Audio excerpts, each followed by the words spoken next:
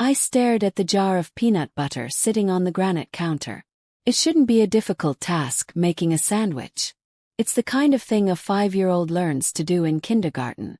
But when your right arm is encased in heavy plaster from your shoulder down to your fingertips, and your fingers are swollen like sausages, even unscrewing a lid feels like climbing Mount Everest. My stomach growled, a deep, hollow sound that echoed in the silent kitchen. I hadn't eaten since yesterday morning before the accident. I tried to grip the jar between my elbow and my ribcage, using my good left hand to twist the lid, but the glass was slippery. It shot out from my grip, skittering across the counter and crashing onto the floor. Thankfully, it didn't break, but it rolled all the way to the fridge, completely out of reach for a man who could barely bend over without white-hot pain shooting through his shoulder. "Damn it," I whispered, leaning against the counter, sweat beading on my forehead. I was 62 years old, a man who had built this house with his own 2 hands, a man who had run a successful contracting business for 30 years. And now, I was defeated by a jar of peanut butter. Footsteps thudded down the hallway. Heavy, purposeful steps. My daughter, Emma, walked into the kitchen. She was wearing her silk pajamas, holding a mug of steaming coffee. She looked fresh, rested, and completely unbothered. She stepped over the peanut butter jar as if it were a piece of trash on the sidewalk. "Emma," I rasped, my voice dry. Could you help me? I just need to open this. I haven't eaten." She stopped and took a slow sip of her coffee, looking me up and down. Her eyes, which used to look at me with such adoration when she was a little girl, were now cold, hard stones. She didn't move to pick up the jar. She didn't offer to make me toast. She just leaned against the doorframe, a cruel little smile playing on her lips. "Struggling, Dad?" she asked. "My arm, Emma. Hurts like hell. The painkillers make me dizzy. I just need some food." "Maybe you should have thought about that before you disrespected Liam," she said, her voice casual, conversational. "You know, he was really upset last night. He's the man of the house now, and you embarrassed him." "I embarrassed him." I stared at her, incredulous. "He pushed me, Emma. He shoved me down the stairs." "He was defending his honor," she snapped, her face darkening instantly. "And honestly, looking at you now, helpless and hungry, I think it's good for you. It builds character." She took another sip of coffee and delivered the line that made my blood run cold. "My husband taught you a lesson, Dad. Maybe next time you'll learn to shut your mouth and know your place." She turned around and walked back to the living room, leaving me standing there, hungry, in pain and terrified. Welcome to Daily Life Stories. I share new, dramatic, and emotional stories here every day, and I'd really appreciate it if you hit subscribe and like my video. Helps us grow and share more stories like this one. Now let's jump back into my story. Trust me, what I did to get my revenge is something you have to hear to believe. I stood in that kitchen for a long time, the silence buzzing in my ears. My own daughter. The girl I had carried on my shoulders at the zoo. The girl I had taught to ride a bike in this very driveway. She was glad I was hurt. She thought I deserved a broken arm because I stood up to her husband. I looked around the kitchen. It was a mess. Dirty dishes were piled high in the sink, plates crusted with dried ketchup, glasses with rings of old milk. Pizza boxes were stacked on top of the trash can. This wasn't my house anymore. It looked like a frat house. But to understand how a strong, independent man like me ended up starving in his own kitchen, terrified of his son-in-law, we have to go back. We have to go back 2 years to when the sky was blue, my bank account was full, and I was the happiest father in the world. My name is James. I'm a simple guy. I worked hard my whole life. I started as a framer on construction sites, saved every penny, and eventually started my own general contracting firm. I built houses for other people. Big, beautiful colonial homes, modern glass mansions, cozy cottages. But the most important house I ever built was this one. 124 Oak Street. I bought the land 30 years ago with my wife, Sophia. It was just a muddy lot with a few oak trees then.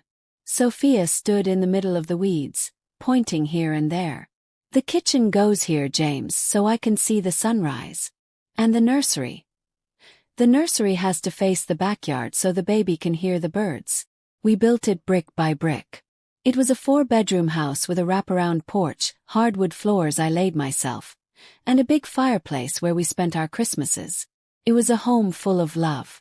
When Emma was born, the house finally felt complete. We were a team. The 3 musketeers. But life has a way of throwing curveballs. 5 years ago, Sophia passed away from a sudden stroke. Broke me. For a year, I wandered around this big house like a ghost. The silence was deafening.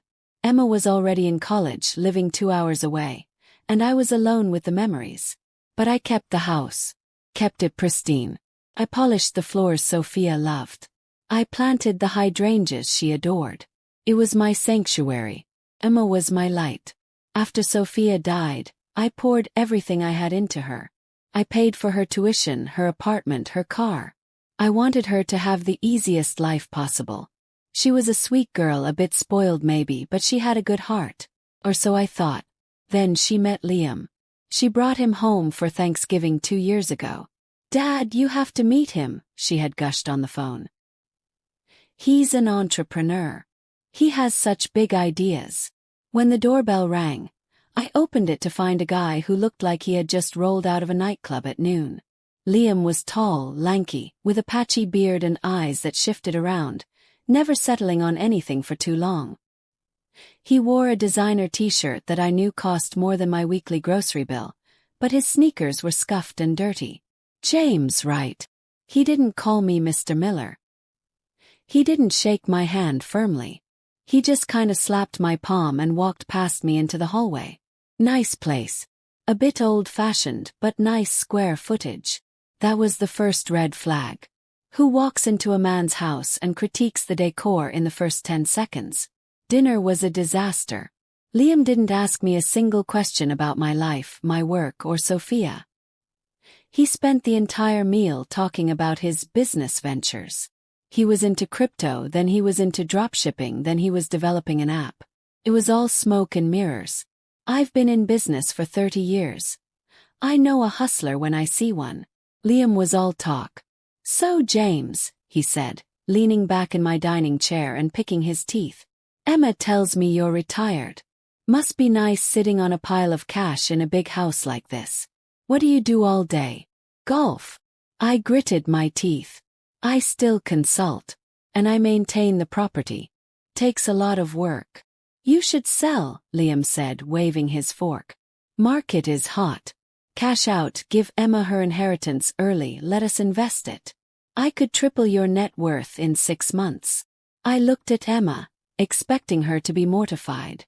Instead, she was nodding eagerly. "He's really smart with money, Dad. He says traditional savings are for losers." "I'm not selling the house, Liam," I said firmly. "This is my home. It's where I raised my daughter. It's where my wife lived." Liam rolled his eyes. Visibly. "Sentimental value doesn't pay the bills, Jim." I disliked him instantly. But Emma loved him. And as a father, you try to be supportive. You hope you're wrong. You hope he'll grow up. So, when they got engaged 6 months later, I paid for the wedding. Cost me $40,000. Liam wanted a live band, top-shelf open bar, and a venue at a vineyard. He didn't pay a dime. He showed up in a rented tuxedo, drank too much champagne, and gave a speech that was mostly about how great he looked. I thought, okay, they're married now. They'll live their life, I'll live mine, I was wrong. 3 months after the wedding, Emma called me in tears. "Dad, our lease is up, and the landlord is raising the rent. It's so unfair. Liam is just on the verge of closing a huge deal, but right now, we have nowhere to go." I felt that familiar tug in my chest. My little girl was crying. "What do you need, honey? Can we stay with you?" she asked. "Just for a few months. Just until Liam's deal goes through. We'll save money, put a down payment on our own house, and be out of your hair by summer. Please, Dad. I don't want to live in a motel." I hesitated. I enjoyed my peace and quiet. I enjoyed my clean kitchen and my TV shows. But this was family. And maybe if I had them under my roof I could mentor Liam. Teach him the value of hard work. Okay, I said. Come home. That was the biggest mistake of my life. They moved in on a rainy Saturday. I expected a few suitcases. They arrived with a U-Haul. Liam started unloading boxes, dumping them in the living room, blocking the hallway, stacking crates on my leather sofas. Careful with the floors, I warned as Liam dragged a heavy metal trunk across the hardwood. Relax, Jim, he grunted. Wood scratches. It adds character. They took over the master guest suite upstairs. Within a week, the dynamic of the house shifted. It wasn't a shift. It was a hostile takeover. Started small. I'd wake up to find the coffee pot empty and crusted with burnt grounds. I'd go to the fridge to make breakfast, and my eggs, bacon, and juice were gone. Oh, Liam was hungry late last night, Emma would say, shrugging, tapping on her phone. He has a fast metabolism. I bought those groceries yesterday, Emma, I'd say. That was supposed to last a week. Don't be stingy, Dad. We're saving money, remember? We can't buy our own food right now. Then came the noise. Liam didn't work. He networked. Apparently, networking meant sitting in the living room in his underwear playing video games at full volume until 3 a.m. The sound of explosions and machine gun fire vibrated through the floorboards into my bedroom. When I went downstairs at 2 a.m. to ask him to turn it down, he looked at me like I was the intruder. I'm winding down, Jim. My brain is fried from strategizing all day. Let a man relax. It's 2 in the morning, Liam. Turn it off. He would huff, mute the TV, and mutter boomer under his breath. But the worst part wasn't the noise or the food. It was the change in Emma. She stopped being my daughter and started being his soldier. If I asked her to help with dishes, she'd sigh. I'm not your maid, Dad. If I asked when they were planning to look for apartments, she'd get defensive. Why are you kicking us out? Don't you love me? Liam says you're just trying to control us. 6 months passed. Then 9. The summer deadline came and went. Liam's big deal never materialized. In fact, he stopped talking about work altogether. He bought a new truck, a massive lifted pickup, using a loan I later found out Emma co-signed for. He parked it in the middle of my driveway, blocking my sedan. Move your truck, Liam. I need to get to the hardware store, I told him one Tuesday morning. Can't, he mumbled from the couch, eyes glued to the TV. Lost the keys. You drove it last night. Yeah, and I lost the keys. Take an Uber, Jim. You can afford it. I felt my blood pressure rising every single day. I was walking on eggshells in the house I built. I was paying for the electricity, the water, the internet, the food, and the mortgage, while 2 adults treated me like an annoying roommate they couldn't wait to get rid of. Then came the incident. It was a Friday afternoon. I had come home early from a consultation job. I walked into the garage and froze. My tool chest, the big red snap-on rolling cabinet I had owned for 20 years, was open. Drawers were pulled out. But worse, my vintage table saw, a beautiful piece of machinery I kept in pristine condition, was missing. I stormed into the house. Where is my saw? Liam was in the kitchen, eating a sandwich made with my roast beef. He didn't even look up. What saw? My table saw. The cast iron one from the garage. It's gone. Oh, that old thing. Liam chewed loudly. I sold it. The world stopped spinning for a second. You what? I sold it. Put it on Marketplace. Got $300 for it. Some guy picked it up an hour ago. I saw red. That saw was worth $2,000. And it wasn't yours to sell. That is theft, Liam. He laughed. Cold, mocking laugh. Relax. It was collecting dust. You don't use it. And we needed cash for a date night tonight. Emma deserves a nice dinner. Get out, I whispered. My hands were shaking. Get out of my house. Both of you. Now. Emma walked in from the backyard, hearing the shouting. Dad, what is going on? Your husband stole my equipment and sold it. I want you out. Today. Emma looked at Liam, then at me. Her face hardened. He didn't steal it, Dad. We're a family. What's yours is ours. You're being so dramatic. Dramatic. He is a thief. I stepped toward Liam, pointing a finger at his chest. Give me the money and get out. Liam stood up. He was younger than me, taller and heavier. He towered over me. Don't point your finger at me, old man. This is my house, he yelled. It's Emma's house too, Liam sneered. And I'm her husband. Which means I outrank you. You outrank no one. I reached for his shirt, just wanting to shake some sense into him to make him listen. Liam reacted instantly. He didn't just push my hand away. He shoved me. Hard. With both hands against my chest. I stumbled backward. My heel caught the edge of the hallway rug. I flailed, trying to catch my balance, but I was falling toward the stairs that led down to the sunken living room. It was only 3 steps, but I hit the railing awkwardly. Clack. The sound was like a dry branch snapping in the woods. Pain, white and blinding, exploded in my right arm. I landed in a heap on the floor, gasping for air. My arm was bent at a sickening angle. I looked up through the haze of pain. Liam was standing at the top of the steps, looking down. He didn't look sorry. He looked annoyed. Look what you made me do, he spat. Emma screamed then, but not at him. Dad, why do you always have to provoke him? They drove me to the ER, but they didn't stay. I can't sit in a waiting room for 6 hours, Jim, Liam said at the drop-off curb. Call us when you're done. I sat there alone, holding my shattered arm, while doctors reset the bone and put me in a heavy plaster cast. It was a bad break. Spiral fracture. You're lucky you didn't need surgery, the doctor said. But you're going to be useless with this arm for at least 6 weeks. You need someone to help you at home. Do you have family? Yes, I said quietly. I have family. I took an Uber home at 2 a.m. The house was dark. They hadn't left the porch light on. I struggled with the keys left-handed for 10 minutes before I got in. And that brings us back to the kitchen. To the peanut butter jar. To Emma standing there, drinking her coffee, telling me that my broken arm was a lesson. I watched her walk away, and something inside me broke along with my arm. The illusion was gone. The hope that she would come to her senses, that she was just manipulated. It vanished. She wasn't a victim. She was an accomplice. She saw her father, the man who wiped her tears, paid for her college, built her swing sets, standing there broken and hungry, and she enjoyed it. She wanted the house. They both did. They were trying to push me out.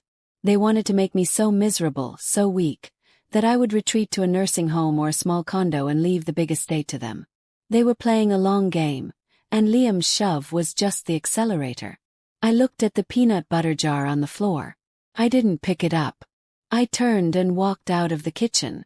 I went to my office on the main floor. I closed the door and locked it. My arm throbbed with every heartbeat, a dull, heavy rhythm of pain. But my mind was suddenly crystal clear. They thought they had won. They thought broken bones made me weak. They thought they were dealing with a helpless old retiree who would roll over and die just to keep the peace. They forgot who I was. I was a contractor. I knew how to build things, but more importantly, I knew how to demolish them.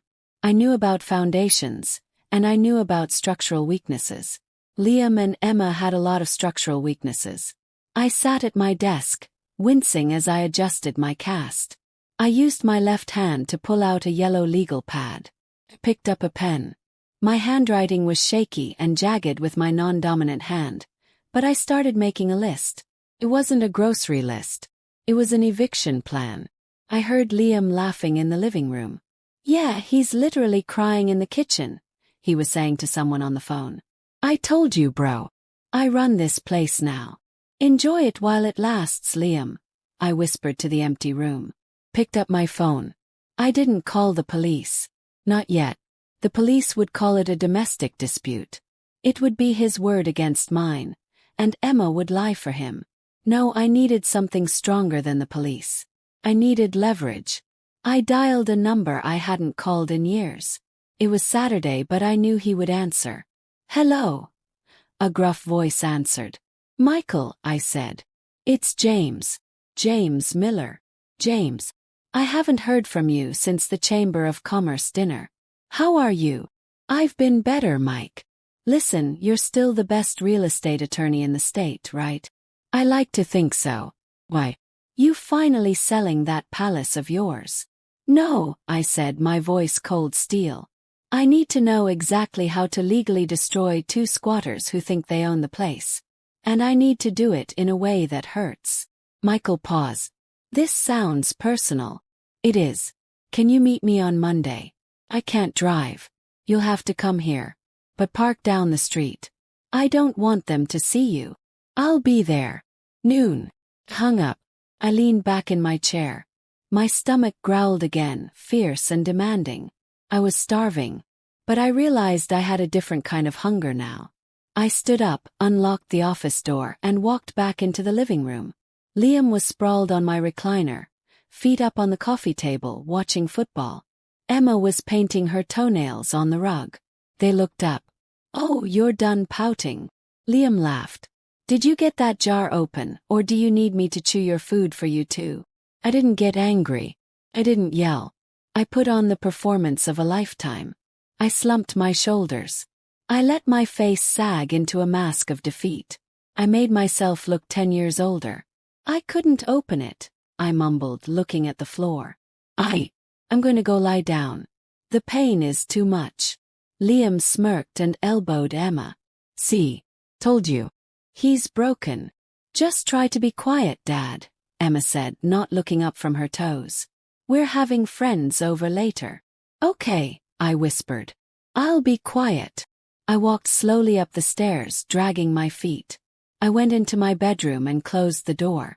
Then, I went to the small safe I kept in the back of my closet. I spun the dial left, right, left. Clicked open. Inside wasn't money. It was the deed to the house. And a spare set of keys to the vintage Mustang in the garage, the one Liam had been eyeing. And a folder of documents related to a trust fund I had set up for Emma years ago. I took them all out. You want to teach me a lesson? I thought, looking at the deed. Okay. Class is in session. But before I could execute my legal plan, things were about to get much, much worse physically. I thought the broken arm was the bottom. I was wrong. Because that night, the friends Liam invited over weren't just buddies for a beer. They were something else entirely. And I was about to find out that my son-in-law wasn't just a lazy moocher. He was in trouble. Deep trouble. And he planned to use me to get out of it. I stayed in my room that night, listening. The pain in my arm had settled into a dull, rhythmic throb, like a second heartbeat made of hot iron. I didn't turn on the lights. I sat in the wingback chair by the window, watching the headlights of a car sweep across my ceiling as it pulled into the driveway. It wasn't a sedan or an Uber. It sounded like a heavy, older SUV, the engine rumbling with a cracked muffler. I heard car doors slam. Not 2 but 3. Heavy boots on the pavement. Then the front door opened downstairs. Yo, Liam. Open up, man. Voice boomed. It wasn't friendly. It was demanding. I crept to the bedroom door and cracked it open just an inch. The acoustics in the house were good. Too good. I had insulated the walls myself to keep the heat in, but sound traveled up the main staircase like it was a funnel. Keep it down, Mason, I heard Liam hiss. The old man is upstairs sleeping. He's all banged up. I don't care if he's in a coma, the voice Mason replied. We drove 2 hours to get here. You said you had something for us. I do, Liam said, his voice sounding higher, tighter than usual. Come to the kitchen. Emma, get the guys some beers. I heard the clinking of bottles. I heard the scraping of chairs on the kitchen floor. I needed to know what I was dealing with. I slipped my feet into my slippers, glad the carpet in the hallway was thick and silent. I moved like a shadow to the top of the stairs. From there I couldn't see into the kitchen, but I could hear every word clearly. So, a third voice said. This one was deeper, calmer, and infinitely scarier. Let's call him David. It's been 3 weeks, Liam. You keep telling us the crypto wallet is locked, that the transfer is pending. We're not tech support, buddy. We're the bank. And the bank is closing. I know, David, I know, Liam stammered. Look, the market crashed, okay? I lost a lot of the liquidity. But I have assets. Real assets. You don't have a job, Liam, Mason laughed. You drive a truck your wife signed for. You're living in her daddy's house. You ain't got assets. You got dreams. This house, Liam said. The words hung in the air, heavy and thick. This house is the asset. My grip on the banister tightened so hard I thought my good hand might crack the wood. This isn't your house, David said. We checked the records. It belongs to James Miller. Yeah, but he's old, Liam said quickly. And he's hurt. He broke his arm today. Badly. He can barely feed himself. I'm telling you, he's checking out. Mentally, he's not all there anymore. Emma and we're taking over power of attorney soon. Once we have that, we can take a loan against the equity. This place is worth 800 grand easy. I owe you 50,000. That's peanuts compared to what I can get you in a month. $50,000. My stomach dropped. Liam had gambled away $50,000 of borrowed money from loan sharks. And he was planning to use my home, the home Sophia and I built, to pay for his stupidity. A month is a long time, Mason grunted. Look, Emma's voice cut in. Shock me. She sounded annoyed, not afraid. Dad is practically helpless. He couldn't even open a jar of peanut butter today. He's pathetic. We can get him to sign the papers this week. We just tell him it's for insurance or medical bills. He doesn't read anything anymore. He trusts us. Tears stung my eyes. It wasn't the fear of the loan sharks that hurt. It was that. He doesn't read anything anymore. He trusts us. She was banking on my love for her to rob me blind. She was willing to sell me out to violent criminals just to keep her loser husband happy. Bring him down, David said. What? Liam asked. Bring the old man down. I want to see him. I want to see this asset of yours. If he's really as weak as you say, maybe we can speed this up. Maybe he signs something tonight. He's asleep, Liam protested weakly. Wake him up, Mason barked. Or I go up there and wake him up myself. I didn't wait for them to come get me. If they came upstairs and found me spying, it would be worse. I had to play the part. I had to be the frail, confused old man they thought I was. I messed up my hair. I unbuttoned the top button of my pajama shirt to look disheveled. I let my shoulders slump. I put on the face of a man defeated by life.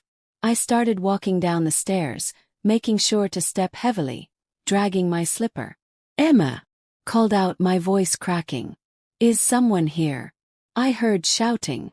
Liam rushed to the bottom of the stairs. He looked sweaty. Hey, Dad. Yeah, sorry. Just some buddies from the city. We got a little loud. Come down, have a glass of water. I reached the bottom landing. I looked into the kitchen. Mason was a fireplug of a man, short and wide, with a neck tattoo creeping out of his collar. David was tall, wearing a leather jacket, sitting calmly at my kitchen table, peeling the label off a beer bottle. Who are your friends? I asked, squinting as if the light hurt my eyes. I'm David, the tall man said. He didn't smile. We're business associates of Liam's. We heard you had a nasty fall, James. Yes, I touched my cast. Tripped. Clumsy. Getting old is hard.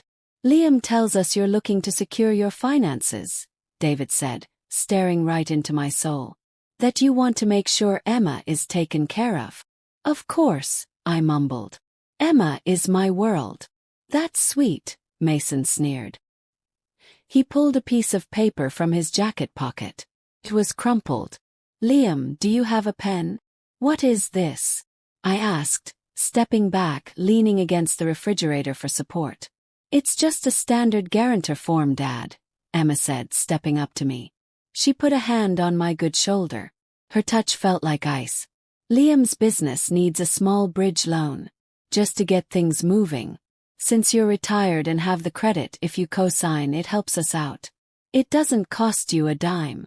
I don't sign things without reading them, I said, trying to sound confused rather than defiant. My glasses are upstairs. You don't need to read it, Jim, Liam said, stepping closer. He loomed over me. The threat was obvious. Sign it or get hurt. It's just a formality. Don't you want to help us? After everything we do for you. Cooking, cleaning, taking care of this big house. I'm feeling very dizzy, I said. I swayed on my feet. It wasn't entirely fake. The adrenaline and the pain meds were making the room spin. I need to sit down. Sign the paper, then sit down. Mason slammed his hand on the table. The noise made me jump. Hey! Liam snapped at Mason. Chill. He'll do it. He turned to me. Dad, just sign right here. An X will do. Just get it done so these guys can leave and you can sleep. I looked at the paper. It was a promissory note. A legally binding IOU. If I signed this, I was accepting liability for $50,000. I reached out with my left hand, my trembling, non-dominant hand. I took the pen. I hovered it over the paper. Liam was holding his breath. Emma was biting her lip. I can't, I whispered. My hand. It's shaking too much. Just do it, Liam yelled. I jerked my hand, and the pen flew out of my fingers. It hit the open beer bottle in front of David. The bottle tipped over. Amber liquid flooded across the table, soaking the document instantly. Oh no! Gasped. I'm so sorry. I'm so clumsy. David stood up slowly. The beer dripped off the table onto his expensive boots. He looked at Liam. You said he was cooperative. He is. He is. Liam panicked. He's just... Look at him, he's a mess. David grabbed a napkin and wiped his boots. He didn't look at me. He looked at Liam. This paper is trash now. And I'm out of patience. You have 48 hours, Liam. Tuesday night. To come back. You have the money, or you have a signed power of attorney giving you control of this property so we can put a lien on it. If you don't... He let the sentence hang there. He looked at Emma, then at me. Then accidents happen. Like falling downstairs. Or house fires. He walked out. Mason followed, bumping my shoulder hard as he passed. Nice meeting you, Grandpa. The front door slammed. The house went silent. Liam turned on me. His face was purple with rage. You clumsy old fool. Do you have any idea what you just did? I'm sorry, I whimpered, backing away. I spilled the beer. I'll clean it up. Leave it, Emma screamed. Just go to bed, Dad. Just get out of my sight. I scrambled out of the kitchen as fast as I could. I went upstairs, locked my door, and leaned against it, breathing hard. They gave me 48 hours. Tuesday night. I didn't sleep a wink. I spent the night thinking. They were desperate. Desperate people make mistakes. But desperate people are also dangerous. I needed my lawyer and I needed him now. Sunday morning was tense. Liam and Emma were gone when I came downstairs. I assumed they were out trying to pawn things or beg friends for money to cover the interest. This was my chance. Called Michael again. Park at the grocery store a mile away. I'll call you an Uber to the house. Come to the back door. Michael arrived 20 minutes later. He was a short, balding man with sharp eyes and expensive suits, but today he was wearing jeans and a polo, trying to blend in. We sat in my office with the blinds drawn. Jesus, James, Michael said, looking at my cast. They did this. He pushed me. You watched. Last night, 2 loan sharks were in my kitchen threatening to burn the house down if I didn't sign over a power of attorney. Michael stopped taking notes. He took off his glasses and rubbed his eyes. Okay. This isn't a civil dispute anymore. This is extortion and elder abuse. We need to call the cops. No, I said firmly. If I call the cops, Liam gets arrested, sure. But he makes bail. He comes back. Or his friends come back. And Emma. She'll hate me forever. She'll say I ruined her life. I need to end this in a way where they destroy themselves. I need Emma to see him for what he is. And I need Liam to be so buried in legal trouble that he can never come near me again. So, what's the plan? Michael asked. The Mustang, I said. And the trust. Go on. Liam wants the money. He thinks the house is his ticket. I want to draft a document. Fake one. It looks like a transfer of deed, giving the house to Emma. Michael frowned. You want to give them the house? No. I want to give them a piece of paper that looks like I gave them the house. But in the fine print, the legibility of which will be questionable, it actually triggers a clause in the trust one set up for Emma. The clause states that upon any attempt to encumber, mortgage, or sell the primary residence, the beneficiary, Emma, is immediately disinherited from the trust, and all assets revert to a charity. Furthermore, I want a document prepared that evicts them. A restraining order. Immediate effect. So you bait them, Michael said, catching on. You act like you're giving in. You hand them the deed. Liam shows it to the loan sharks. The loan sharks check the validity and find out it's worthless because the title is locked in a trust they can't touch. Exactly. Liam tries to pay his debt with a bounce check, essentially. When those guys find out he lied to them again. That's his problem. Meanwhile, as soon as he signs the acceptance of the gift, he is legally acknowledging that he has no prior claim to the home. Then we hit him with the eviction. It's risky, James. If those guys come back Tuesday, I'll be ready. But I need one more thing. I need proof. Video proof. Of the abuse. Of the theft. If I have that, the police won't just give him a warning. They'll put him away for years.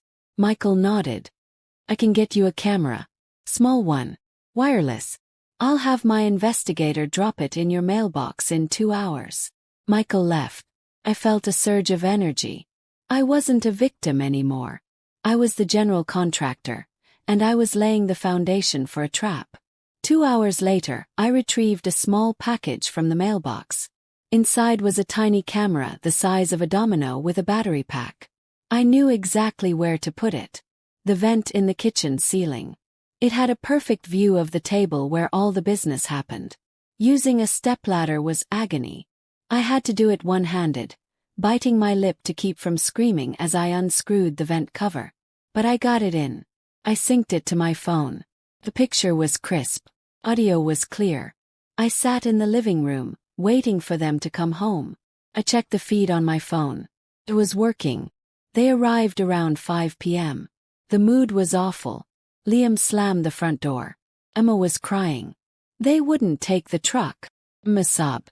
Because you owe more on it than it's worth. Shut up, Emma. Liam roared. I'm thinking.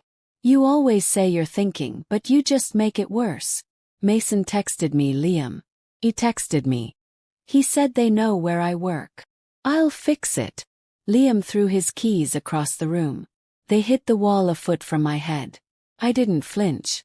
Dad. Emma turned to me. Her mascara was running. Dad, please.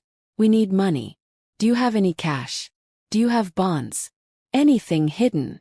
I live on a pension, Emma, I said softly. You know that. The money is in the house. Then sign the papers. Liam screamed. Sign the damn house over to us. We can get a hard money loan in 24 hours if the deed is in my name. I need to think about it, I said. It's a big decision. You have until tomorrow morning, Liam hissed. If you don't sign by breakfast, I'm done playing nice. You'll starve in this room until you sign. They stormed into the kitchen. I pulled out my phone and watched the camera feed. Liam was pacing. Emma was sitting at the table, head in her hands. He's stalling, Liam said. The old bat is stalling. Maybe we should just sell the jewelry, Emma said. Froze. What jewelry? Liam asked. You said you sold your mom's stuff years ago. Not all of it, Emma said, wiping her nose. Dad keeps Mom's wedding set and her diamond necklace in his safe. He thinks I don't know the combination, but I used to watch him open it. It's December 24th, 85. Their anniversary. My heart stopped. That was the combination. And those pieces. Sophia's ring. The necklace I bought her when Emma was born. They were the only physical things I had left of her that felt sacred. I planned to give them to Emma on her 30th birthday, Or when she had her own child? How much is it worth? Liam asked, his eyes lighting up. 10 grand. Maybe 15. Emma shrugged. It won't cover the whole debt, but it buys us time with Mason. We give him the cash, he extends the deadline. Do it, Liam said. Go get it. He's in the living room. Sneak upstairs. I watched on the screen as my daughter stood up. She didn't look guilty. She looked relieved. She was going to rob her dead mother to save her deadbeat husband. I wanted to run upstairs and stop her. I wanted to change the combination. But I couldn't. If I stopped her now, the whole plan would fall apart. They would know I was on to them. I had to let it happen. I had to let them dig their own grave. I sat in the living room, listening to the creak of the floorboards overhead. I heard my bedroom door open. I heard the faint beep of the digital safe. 5 minutes later, Emma came downstairs. She had her purse clutched tight to her chest. She wouldn't look at me. She walked straight to the kitchen. Got it, she whispered on the camera feed. Let me see, Liam said. I watched on my phone as she pulled out the velvet box. Liam opened it. The diamonds sparkled under the kitchen lights. Nice, Liam grinned. Old man had good taste. We pawn this tomorrow first thing. Then we come back and make him sign the house over for the rest. I feel sick, Emma said. You'll feel better when we aren't dead, Liam retorted. I turned off the phone. I sat there in the dark. The pain in my arm was nothing compared to the hole in my chest. My daughter was gone. The girl I raised didn't exist anymore. There was only this stranger, this thief. And that meant I didn't have to hold back. Monday morning. The 48-hour countdown was ticking. I woke up to the smell of bacon. It was surreal. After days of starvation, suddenly they were cooking. It was part of the psychological warfare. Be nice, get the signature. I walked down to the kitchen. Liam was actually at the stove. Emma was drinking coffee, looking pale. The jewelry was gone. They must have pawned it as soon as the shops opened. Morning, James. Liam said, overly cheerful. Made you some eggs. Scrambled. Easy to eat. He put a plate in front of me. I looked at it. I needed the strength. So, Liam leaned against the counter. Did you think about our proposal? Transfer the title to Emma. We take care of everything. You can just relax. No more bills, no more stress. Chewed slowly. I wiped my mouth. Yes, I said. I thought about it. And? Emma asked, her voice trembling. And I think you're right, I lied. I'm too old to manage this place. I can't fix the roof. I can't mow the lawn. And with this arm. I lifted my cast. I'm useless. Liam's eyes widened. So you'll do it. I called my lawyer, I said. Liam tensed up. Why? We don't need lawyers. We can just print a quitclaim deed online. No, I shook my head. I want it done right. If I'm giving you an $800,000 asset, I want it recorded properly so the taxes don't kill you. My lawyer Michael is coming over this evening. He's bringing the paperwork. Tonight. Liam looked at the clock. What time? 6 o'clock. Liam did the math. The loan sharks were coming back Tuesday night. Tomorrow. If he got the deed tonight, he was safe. Okay. Liam smiled, a predatory, ugly smile. 6 o'clock is perfect. You're making the right choice, Dad. We're going to take such good care of you. I know you will, I said. The rest of the day was a blur of anxiety. I stayed in my room. I watched them on the camera. They were celebrating. We got him, Liam laughed, cracking a beer at noon. We actually got him. Once the house is in my name, I'm kicking him out. I'm putting him in that state home on 4th Street. Liam, that place is awful, Emma said. It's free, Liam shrugged. We need the master bedroom. I want to put a jacuzzi in there. Every word they said was being recorded. Every threat. Every confession. At 5:45 p.m. a car pulled up. It wasn't Michael. I looked out the window. It was the SUV again. Mason and David. They were early. They were a day early. Panic seized me. This wasn't the plan. Michael wasn't here yet. I heard the front door burst open. "Surprise!" Mason yelled. I heard Liam shouting. "No. Well, you said Tuesday. We had a deal." "I got bored," David's voice floated up. "And I don't trust you. I want to be here when the old man signs. I want to make sure you don't screw us." "He's signing tonight," Liam squealed. "The lawyer is coming in 15 minutes. "Good," David said. "Then we'll wait. Go get the old man." I stood up. I smoothed my shirt. This was it. The plan had to change on the fly. I didn't have the paperwork yet. Michael was bringing it. I had to stall these wolves for 15 minutes without getting killed. I walked out onto the landing. Mason was at the bottom of the stairs, holding a baseball bat. He tapped it against the railing. Asterisk thump. Thump. Asterisk. "Come on down, Grandpa," Mason grinned. "Party time." I walked down the stairs, my heart hammering against my ribs like a trapped bird. I entered the living room. David was sitting in my recliner, my chair. Liam was shaking in the corner. Emma was nowhere to be seen, probably hiding in the kitchen. "Gentlemen," I said, trying to keep my voice steady. "You're early." "We like to be punctual," David said. "Where's the deed?" "The lawyer is on his way," I said. "He'll be here any minute."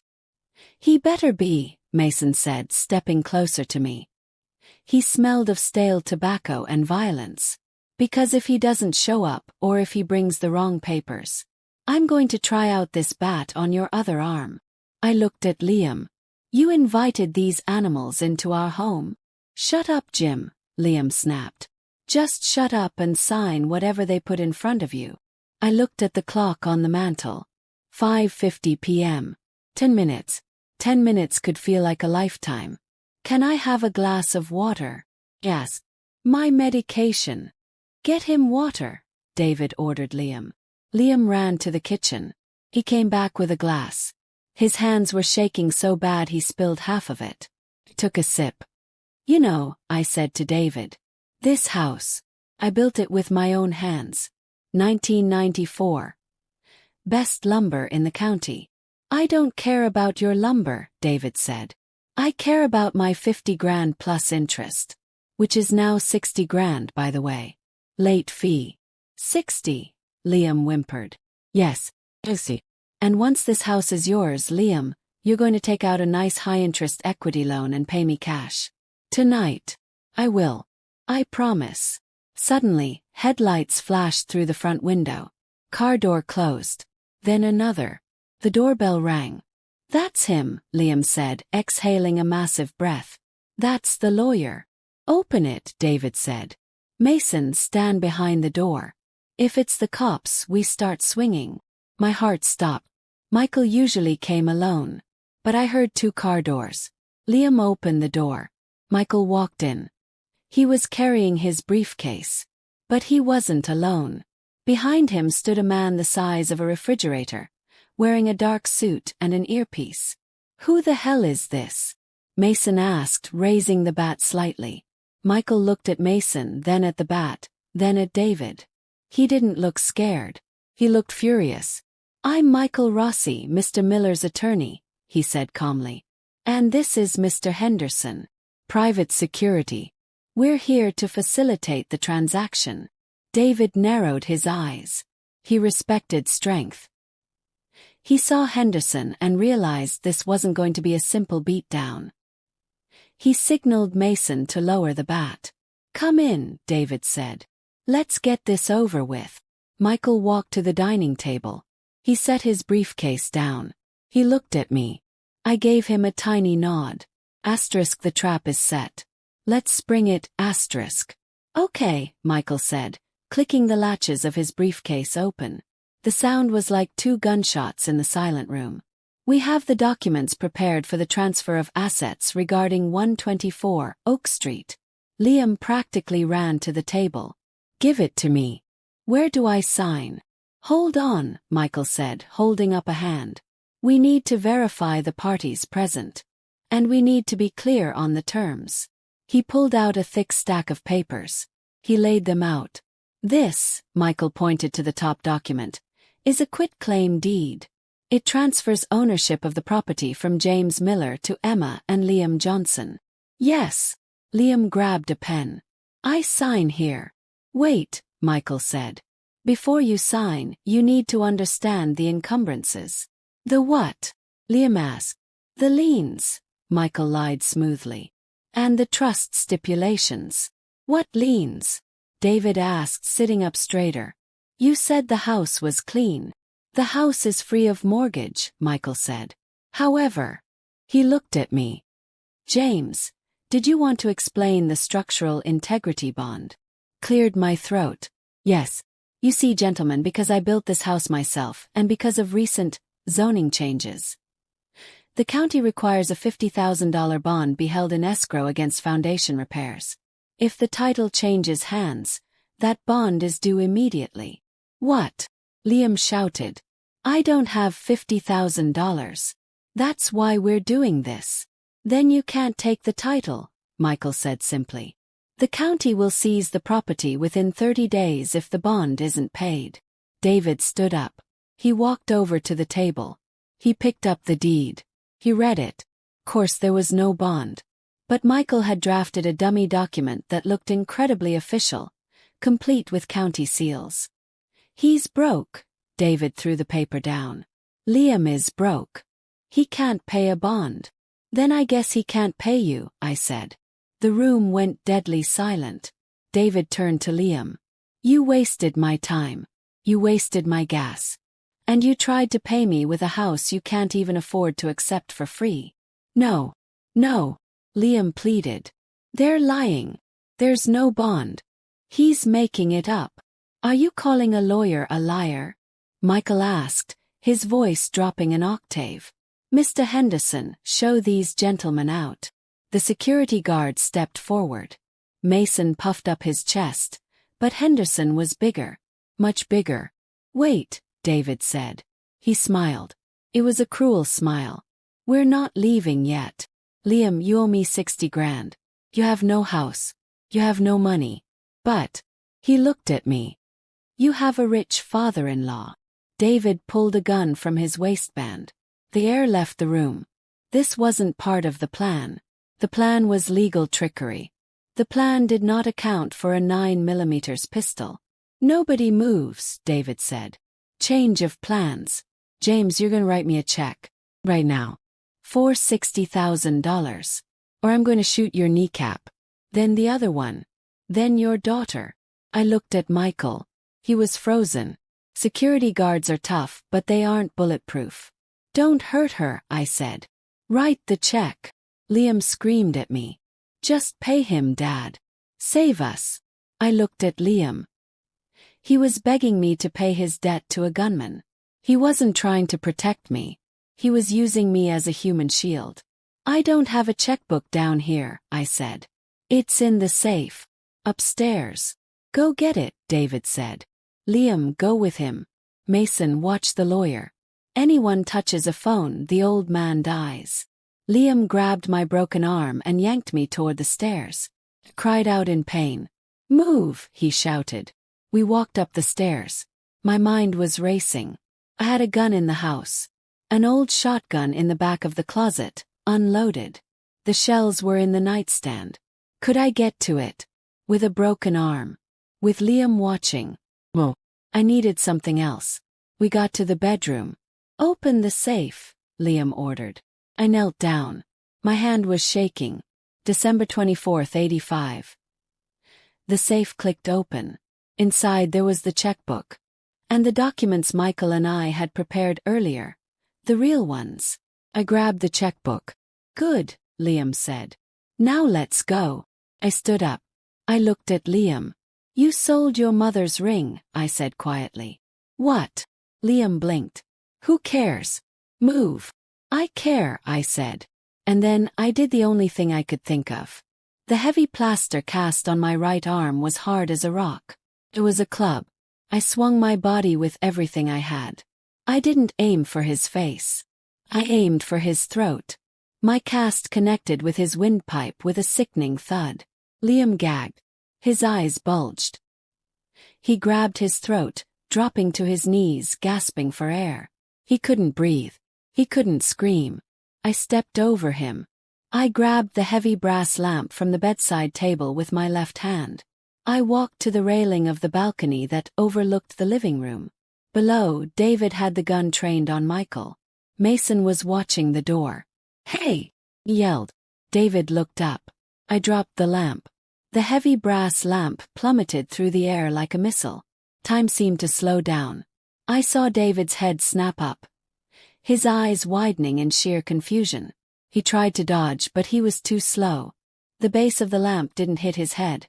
I wasn't a murderer, but it crashed squarely onto his right shoulder, the arm holding the gun. There was a sickening crunch of bone and the loud, shattering explosion of the glass coffee table beneath the lamp's impact. The gun flew out of David's hand, skittering across the hardwood floor. He howled in pain, clutching his shoulder, crumpling to the floor. "Now!" Michael yelled. Henderson, the security guard who had been standing like a statue, exploded into motion. He didn't look like a refrigerator anymore. He looked like a freight train. He tackled Mason, the guy with the bat, driving him into the wall with enough force to knock the family photos off their hooks. The bat clattered to the ground. I didn't wait. I turned and ran back to the bedroom. Liam was still on the floor, wheezing, his face turning a blotchy red, hands clutching his throat where my cast had connected. He looked up at me with terror. The arrogance was gone. The tough guy act was gone. He was just a coward who had bitten off way more than he could chew. I grabbed the roll of duct tape from my nightstand drawer. Contractor habits die hard, and kicked his legs out straight. "Don't move," I panted. "Dad, please," he rasped, his voice a broken squeak. "I'm not your dad," I spat. Downstairs, chaos was erupting. I heard shouting, a struggle, and then the glorious wailing sound of sirens cutting through the evening air. Michael hadn't just brought a security guard. He had tripped a silent alarm on his phone the moment the gun came out. I walked to the balcony again. Below, Henderson had Mason in a headlock on the floor. David was groaning, curled in a ball, surrounded by shattered glass. Michael was standing over the gun, kicking it far away under the sofa. The front door burst open. "Police! Drop it! Everybody down!" Uniformed officers swarmed the entryway, guns drawn. It was over. I sat down on the top step of the stairs, my adrenaline crashing, my broken arm throbbing in time with my heartbeat. I watched as they cuffed David. I watched as they dragged Mason out. Then 2 officers came upstairs, guns trained on the landing. "Don't shoot," I called out wearily. "I'm the homeowner. The bad guy is in the bedroom, choking on his own bad decisions." They found Liam trying to crawl toward the window. They cuffed him without a struggle. As they marched him past me, he wouldn't meet my eyes. He just stared at his feet, defeated. But the hardest part wasn't seeing Liam in cuffs. It was what happened next. I walked downstairs. The living room was a crime scene. Police were taking statements. Michael was talking to a sergeant, gesturing toward the gun. "James." Michael rushed over. "Are you okay?" "I'm alive," I said. "Where is she?" "Who?" "Emma. We found her in the kitchen. She was sitting under the table, hugging her knees, shivering. When she saw me, she scrambled out, her face streaked with tears and mascara. "Daddy!" she screamed. She ran toward me, arms open. "Oh my God, Daddy. Are you okay?" They had guns. I was so scared. "Thank God you did that. You saved us." She tried to hug me. I stepped back. She froze, her arms hanging in empty air. "Dad!" "Don't," I said. My voice was quiet, but it silenced the room. "Don't play the victim, Emma. Not now. Not ever again." "What do you mean?" She wiped her eyes, putting on that innocent, confused look she had perfected since high school. "Liam forced me. He made me do everything. I didn't want to pawn Mom's jewelry. I didn't want to trick you. He threatened me." I looked at her. I really looked at her. I saw the manipulation in her eyes. I saw the calculation. She was already rewriting the narrative, turning herself into the damsel in distress so she could stay in the house, stay in the will, and keep living off my hard work. "Officer," I called out to the sergeant. "Yes, Mr. Miller. I need to show you something. There is a camera in that vent." I pointed to the ceiling. "It records audio and video. It uploads to a cloud server. I want you to watch the footage from yesterday and today." Emma's face went pale, ghostly white. "Dad, no," she whispered. "Show them the part," I continued, my voice steady, "where she voluntarily opens my safe. Show them the part where she suggests selling her dead mother's ring. Show them the part where she tells Liam to let me starve until I sign the deed." The sergeant looked at Emma. "Is that true, ma'am?" I. She stammered, looking for an exit, looking for a lie. "It's all there," I said. "She wasn't a hostage, officer. She was the getaway driver." Emma's face crumpled. The mask fell off. Her eyes narrowed into slits of pure hatred. "You old miserable jerk," she shrieked. "You care more about your money than your own daughter. I hope you rot in this big empty house. I hope you die alone." "That's enough," the officer said, grabbing her arm. "Ma'am, you're coming with us for questioning regarding the theft and conspiracy." "I hate you," she screamed as they let her out. "I hate you." I watched her go. Felt like tearing a limb off my body. It hurt more than the broken arm. It hurt more than the death of my wife. But as the door closed behind her, silence filled the house. And for the first time in 2 years, the silence didn't feel lonely. Felt clean. The next few months were a blur of legal proceedings, physical therapy, and reconstruction. Liam was charged with extortion, elder abuse, grand theft, and conspiracy. Because of his prior record, which I found out about later, and the involvement of armed loan sharks, the DA didn't go easy on him. He took a plea deal for 8 years in state prison. I didn't go to the sentencing. I didn't need to see him ever again. That was harder. She avoided prison time by turning state's witness against David and Mason, the loan sharks.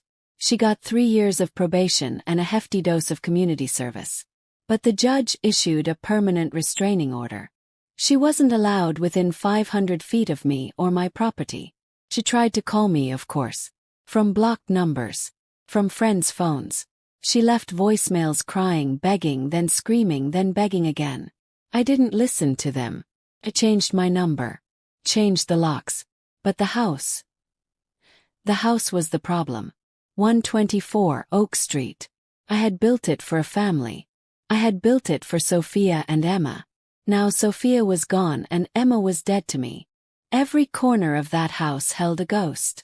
The kitchen where I struggled with the peanut butter. The stairs where Liam pushed me.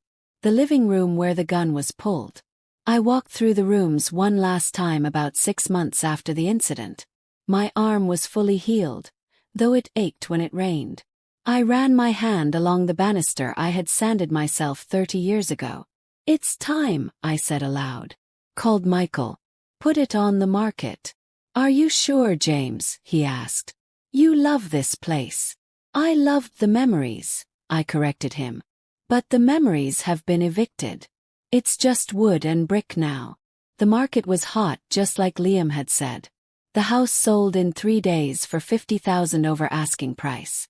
A young couple bought it. They were pregnant with their first child. When I handed them the keys, the wife hugged me. "We'll take good care of it, Mr. Miller," she said. "It feels like a happy house." "It is." I smiled, and I actually meant it. Make new memories. I took the money, a substantial sum, and I started over. I didn't move into a nursing home. I didn't move into a condo. I bought a piece of land 3 hours north, near a lake. It was quiet there. The air smelled like pine needles and freedom. I designed a new house. Smaller this time. Just a master bedroom, a guest room, and a massive workshop. A workshop with a lock on the door and brand new tools. I started building again. Not for clients. For me. I built birdhouses. I built rocking chairs. I built beautiful, intricate jewelry boxes. One day, about a year after the sale, I was at the local farmer's market in my new town, selling some of my woodwork. A woman stopped at my booth. She had laughing eyes and silver hair tied back in a messy bun. She picked up one of the jewelry boxes, running her finger over the dovetail joints. "This is incredible work," she said. "You don't see craftsmanship like this anymore." "Thank you," I said, dusting off my hands. "It keeps me busy." "I'm Sarah," she extended a hand. "James," I shook it. Her grip was firm, warm. "I have a bakery down the street," she said. "I need some new shelving. Think you could handle a custom job?" "I think I could manage that," I smiled. Sarah and I started having coffee. Then dinner. She was a widow too. She had 2 sons who lived in the city, decent men who called her every Sunday and visited on holidays. She told me about her life and I told her about mine. I told her everything: Liam, the broken arm, the lamp, Emma. I was afraid she would judge me. Afraid she would think I was a bad father for cutting off my own child. Instead, she reached across the table and took my hand. "James," she said softly. "You didn't cut her off. You cut the cancer out. You saved yourself. That takes more strength than building 1,000 houses." That was the moment I knew I was going to be okay. 2 years later, the sun was setting over the lake, painting the water in shades of purple and gold. I was sitting on the deck of the cabin I had built. The air was crisp, signaling the coming autumn. I heard the screen door creak open behind me. Sarah walked out carrying 2 mugs of hot cider. She sat down in the rocking chair next to me, the one I had made for her. "Mail came," she said, handing me an envelope. It was a letter from the Department of Corrections. Notification of parole hearings. Liam was up for review in a year. I looked at the paper. In the past, this would have sent me into a spiral of anxiety. I would have worried about him coming for revenge. I would have worried about Emma trying to wiggle back in. But now, I just felt indifference. I tossed the letter onto the side table. "He can do whatever he wants," I said. "He'll never find us here. And even if he did..." I looked at the new security system I had installed, and the very large, very loyal German shepherd sleeping at my feet. "I think we're covered." "What about Emma?" Sarah asked gently. She knew I still thought about her on her birthday. "I heard from Michael," I said, taking a sip of the cider. "She's working at a diner in Jersey. Living in a studio apartment. She's making it on her own. Finally. Do you want to reach out?" I watched the sun dip below the tree line. "No. She needs to learn that actions have consequences. Maybe in 10 years if she's truly changed. Maybe. But for now, her lesson isn't over." I looked at my arm. The scar from the surgery was barely visible now. I flexed my fingers. Strong. Capable. I could open any jar I wanted. I looked at Sarah. She was smiling at me, the wind catching her silver hair. I looked at the workshop where a half-finished cradle for Sarah's new grandson was waiting. I looked at the lake. I realized I wasn't just surviving. I was thriving. I had reclaimed my dignity. I had protected my legacy. I had found love again, real love, respectful love. I reached over and took Sarah's hand. "You know," I said, "for a long time I thought my life ended when I fell down those stairs. I thought I was just waiting to die. And now..." Sarah squeezed my hand. "Now," I said, "I feel like I'm just getting started." I took a deep breath of the cool air. I was 65 years old.